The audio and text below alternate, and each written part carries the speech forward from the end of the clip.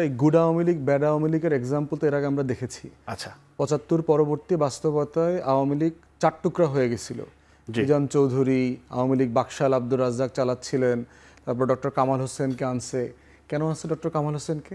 ওই যে গুড আওয়ামী লীগ হিসাবে আনছে, যে এই ক্রিমিনাল সিন্ডিকেটকে যদি পুনর্বাসন করতে হয় তাহলে জনগণকে ধোঁকা দেওয়ার জন্য আমার একটা ডক্টর কামাল হোসেন লাগবে, যার একটা ইন্টারন্যাশনাল ফেম আছে, একটা ক্লিন ইমেজ আছে, দেশে বিদেশে লবি করতে পারবে, দিল্লির দালালি করতে পারবে ভদ্র ভাষায়। এখন দেখেন কার নাম আসতেছে, গুড আওয়ামী লীগ, সাবের হোসেন চৌধুরী। ব্যক্তিজীব মানুষ হিসাবে ভালো মানুষ, দুর্নীতির কোনো অভিযোগ নাই ওনার ব্যাপারে, এই ব্যাপারে আমি একমত। কিন্তু আওয়ামী লীগ তো করছে। আচ্ছা আওয়ামী লীগ হচ্ছে একটা দুমুখ গোকরা সাপের মতো, এবং আওয়ামী লীগকে যারা যারা পুনর্বাসন করেছে তারা কিন্তু সবাই নিজে অভিশাপের শিকার হয়েছে। জি দেখেন আওয়ামী লীগকে কারা কারা পুনর্বাসন করছে। বিএনপি প্রথম পুনর্বাসন করেছে ৭৯-তে তার নির্বাচনে।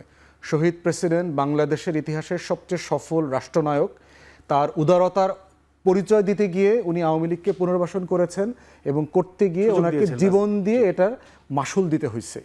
এরশাদ তখন চিফ, হাসিনা ফেরত আসলো, দিল্লির সাথে লিয়াজো করে উনি ৩২ নম্বরের চাবিটা পর্যন্ত ফিরায় দিলেন যে আপনার বাড়ি আপনার বাবার সম্পত্তি।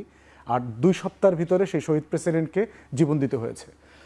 নির্বাচনের মাধ্যমে আওয়ামী লীগকে লেজিটিমেসি দিয়ে দিলেন, একটা নিষিদ্ধ দল। ৭৫-এ ৪র্থ সংশোধনের মাধ্যমে কিন্তু শেখ মুজিবই আওয়ামী লীগকে নিষিদ্ধ করে দিয়ে গেছে।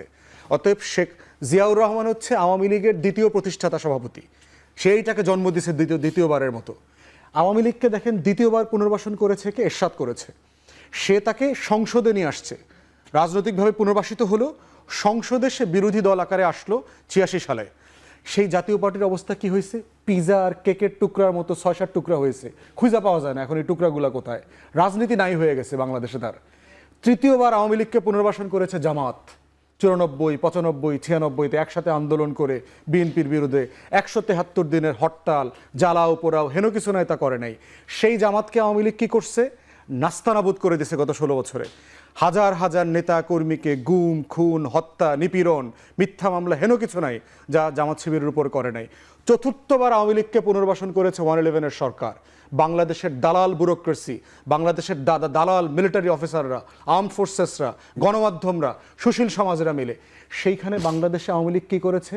গণমাধ্যমের টুটি চেপে ধরেছে, আমার সিভিল ব্যুরোক্রেসি নষ্ট করে দিয়েছে, মিলিটারি ব্যুরোক্রেসিকে নষ্ট করে দিয়েছে, রাষ্ট্রের প্রত্যেকটা কাঠামো ধ্বংস করে দিয়েছে।